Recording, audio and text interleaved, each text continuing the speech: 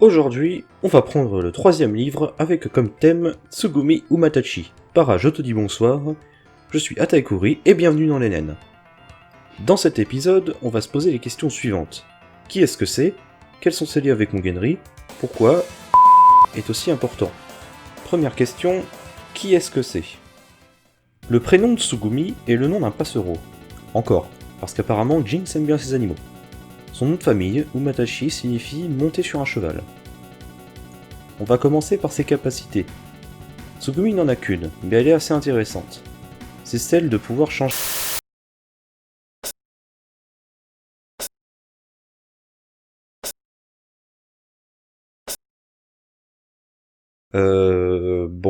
Eh bien, j'imagine qu'on va attendre pour Tsugumi? Bon, eh bien, Suzumi Kuzu. Encore un personnage compliqué à résumer. Les kanji de Suzumi donnent respectivement moineau et serpent. Pour Kuzu, le ku signifie pays et su seigneur, donc littéralement seigneur du pays. Ça va les chevilles, Suzumi? Bon, bref, Suzumi est un humain venant du monde extérieur. Il agit, à Mugenri, comme le principal antagoniste de l'NN, instigateur d'à peu près tout ce qui se passe de mauvais en ce moment à Mugenri. C'est d'ailleurs à cause de Suzumi que les événements de l'NN 4, Brilliant Pagoda or Ace Castle, ont commencé, étant donné que, travaillant dans le château de Libellule en même temps que Tefanagara, en tant qu'informateur sous couverture, il avait des pouvoirs de manipulation d'informations, et a donc donné de mauvaises informations aux deux camps. Suzumi voue une haine énorme envers Tsubakura et veut briser sa vie pour des raisons encore à l'heure actuelle inconnues. Et on va devoir entrer dans les choses vraiment complexes dès maintenant, sinon on va pas pouvoir avancer plus. A vrai dire, Suzumi n'est pas qu'un seul personnage. Pour dire vrai, Suzumi est le nom qu'on donne à un ensemble de 3 personnages, au moment de l'écriture du script, qui sont tous dans le même corps. Ce sont 3 âmes différentes. On pourrait comparer ça avec une pathologie mentale assez mal comprise même dans notre monde, le TDI, c'est-à-dire trouble dissociatif de l'identité. Suzumi en serait atteint, mais c'est pas complètement sûr. Avant de parler de ces différentes âmes, on va parler de ses pouvoirs, qui sont essentiels pour vraiment avoir une chance de comprendre Suzumi. Déjà, on sait que Suzumi avait ses capacités avant d'arriver dans Mugenri. Comment c'est arrivé? Ça j'en sais rien. Ok, allez, c'est parti. Première capacité, reproduire des informations et altérer les faits. Suzumi peut reproduire les informations.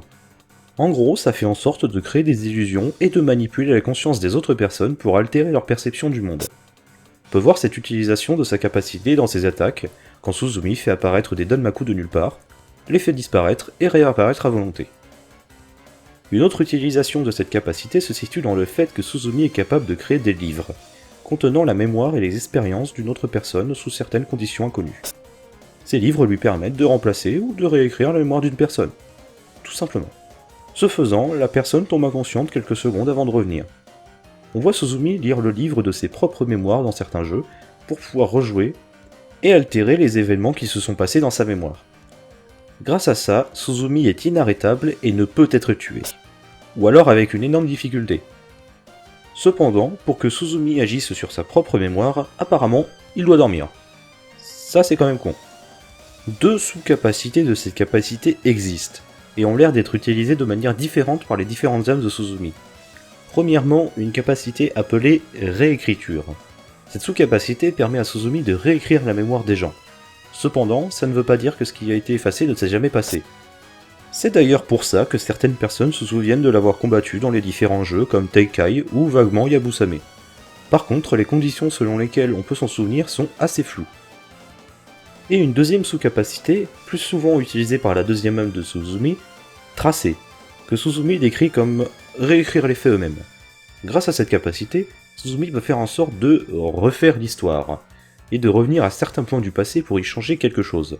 Cependant, cette sous-capacité a la même limitation que réécriture, c'est-à-dire que les gens peuvent s'en souvenir sous certaines conditions. Et selon Suzumi, tuer quelqu'un en utilisant cette capacité est dangereux et très risqué. Ensuite, deuxième vraie capacité qui n'a rien à voir avec la mémoire, enfin si, mais pas vraiment, se déguiser parfaitement. Cette capacité permet à Suzumi de non seulement se déguiser pratiquement à l'identique d'une personne, de devenir celle-ci. Ainsi, quand on voit Suzumi se déguiser en Tsurubami dans l'Extra plus A de l'NN4, Tenkai voit à travers le déguisement, mais voit que Suzumi est comme devenu Tsurubami, pouvant utiliser ses capacités à certains niveaux mais pas les maîtriser. Suzumi n'avait donc pas complètement la puissance de Tsurubami. Et pour avoir combattu le vrai Tsurubami et le faux, je peux vous dire qu'il y a une véritable différence, Suzumi est beaucoup plus faible. Et enfin, autre. Parce que oui, 2 capacités ça lui suffisait pas, il fallait qu'en plus il y ait d'autres capacités dont personne ne se souvient et qui ne sont jamais documentées. On sait que Suzumi a beaucoup d'autres capacités, mais qui ne sont jamais vraiment montrées et utilisées. Personne ne semble s'en souvenir, même pas nous en jouant au jeu. Bizarre. Sans transition, on va maintenant parler des différentes âmes présentes dans son corps en tant que personnage distinct. On va commencer par Sine Hamal, que l'on appelle aussi Hame plus communément. Il n'y a pas vraiment de signification pour ce nom, à part Hamal qui pourrait être une référence à l'étoile Hamal, la plus brillante de la constellation du Bélier. Hame apparaît quand Suzumi est dessiné avec les yeux bleus. C'est souvent une personne mauvaise, agissant de manière égoïste et généralement très méchante. C'est l'âme de Suzumi qui est apparue le plus de fois dans les jeux. Effectivement, à chaque fois que Suzumi apparaît, Hame finit toujours par suivre. À l'exception du stage Extra plus A de l'N4, où c'est une autre âme uniquement qui apparaît. Le but principal de Hame est de faire souffrir le plus possible Tsubakura, voulant faire de sa vie un enfer, pour des motifs actuellement inconnus. Hame est également obsédé par le meurtre, et en particulier de Tsubakura. C'est quelqu'un qui aime jouer sur les nerfs des gens avec un très grand sourire. C'est principalement Hame qui utilise la capacité réécriture, même si l'autre l'utilise aussi.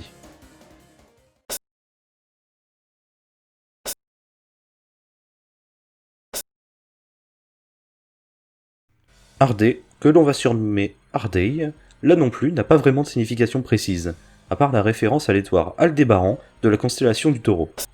Ardei est présent quand Suzumi est dessiné avec les yeux rouges.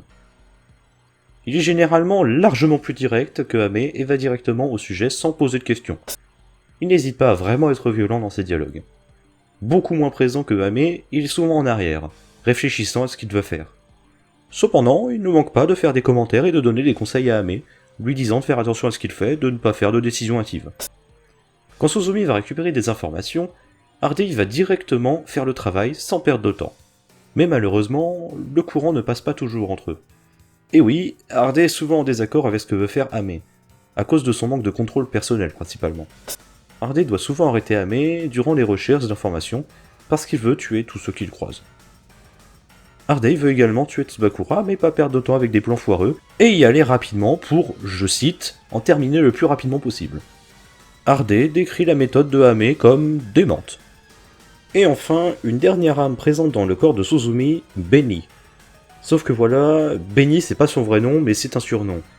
Ça pourrait faire référence une fois encore à l'étoile État de la Grande Ourse, qui est dans la constellation de la Grande Ourse. Beni apparaît quand Suzumi est dessiné avec une expression faciale neutre et des yeux noirs. Beni ne fait pas vraiment d'apparition et se concentre sur son travail de recherche d'informations. On ne sait pas énormément de choses sur lui, seulement qu'il a été beaucoup plus calme que les deux autres et réfléchit beaucoup plus. Hame le décrit comme bien préparé. Bien que de l'extérieur on pourrait penser que Suzumi parle tout seul, à l'intérieur, une vraie conversation entre les différentes âmes peut avoir lieu.